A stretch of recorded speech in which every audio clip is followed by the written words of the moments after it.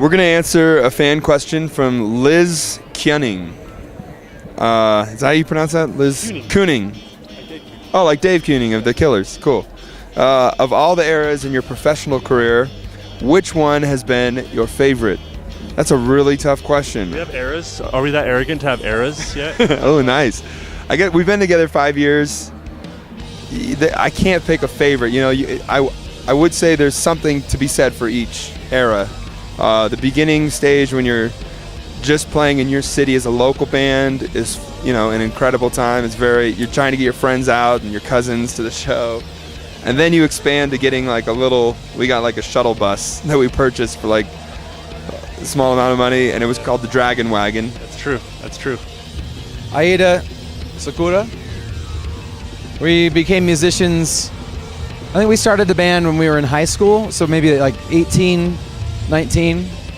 But we've been playing in bands with other people since we were like much younger. Oh wait, and then for R5, we'll say, did you ever imagine you would grow this much in your career? Oh, Never. Hell no. Never.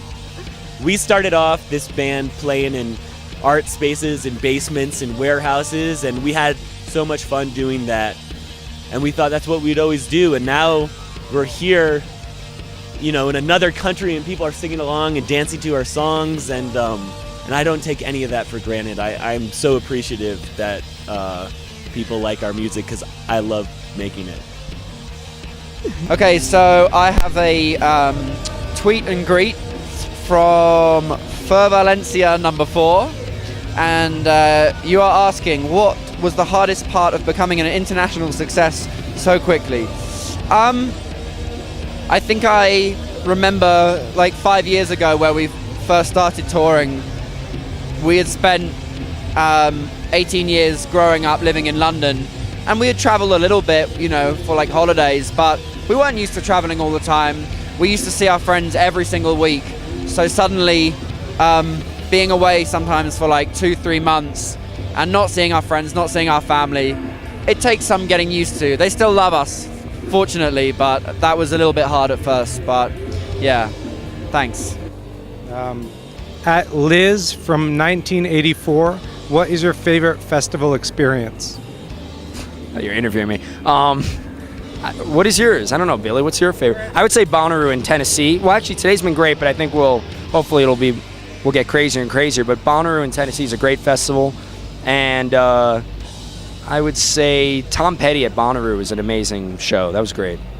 Oh, hang on. Do you think we can answer this one for Kelly? Yeah, we can answer this one. So and this one's from Mike Goodness, and it's for Kelly. Shall I be Kelly then? Yeah. Or you? I'll ask Kelly. Adam's going to pretend to be Kelly. Be honest. How many leather jackets do you own? Millions. I make people make them for me constantly, everywhere. Do you have minions in different parts of the world? Very small creatures making them for me. Yeah. And I'll do one more of these. This is from Andre Schwixi. What is your creative process, and how do you find new samples and decide to use it in the song? A lot of samples I find, you know, just on old recordings, especially of like lectures and stuff. That's really my favorite place to find like vocal samples. As far as like drum samples and stuff, you know, just got to go to old records and steal stuff for, you know, your friends. Your friends have to, you know, give you their samples. And creative process is really I sit down in headphones and jam away on Logic until something's cool, and then I, you know, might write lyrics to it afterwards. So who knows? Cheching MZ asks, what's the biggest achievement or goal you have reached in your lives? I would say that being able to tour around the world and play the music that we love to play and do it for a living and be able to feed ourselves and pay our rent is the biggest accomplishment that we could have ever expected. At W Chosen, who are you influenced by? Well, at W Chosen, a lot of things. So I think mainly, I'm very easily influenced. I watched Queen at Live Aid recently, and I decided that I wanted to be more like Freddie Mercury. And then I tried to do that thing where you go, "Ew," to the crowd, but it didn't work. So I'm working on that. I'm going to be more like Freddie Mercury in the future, I promise. Won't let you down. At Cecilia Govia, what's each member's favorite song to play live? I'll go first. My favorite song to play live is Tidal Wave. I was going to say Tidal Wave. Okay, Running Red Lights. Which of the other bands that you know are playing the festival do you consider the best and why? I really want to see Matias Aguayo play. I made a track with him last year, and I've actually never seen him play live. So after I'm done talking to you kind people, I'm going to go over and see him. And I'd really love to go see the Arctic Monkeys. I think I'm going to watch them after we play tonight. W. Schausen. What are your musical influences? I like all kinds of music. You know, I name a few: Jimi Hendrix, Beatles, Robert Johnson, Buddy Holly. At fur_R5, what inspires you when you are writing lyrics for a song?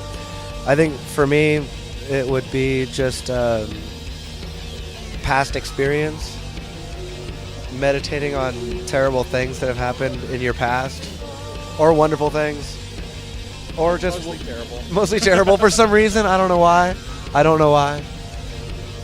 Yeah, lyrics are a weird one. I don't trust them unless they fall out of my mouth at the very second that the melody falls out and the chords all at once. Unless it all happens all at once, I don't trust it. And the ones that get added later that I have to work on and kind of fit in to create the end of a verse or something, every time I'm singing it, every time I play it, whether it's at a campfire or at a gig, I always know it. These are the ones I added and kind of shoved in there to finish the verse. All the other ones are the magic ones that were written by somebody else.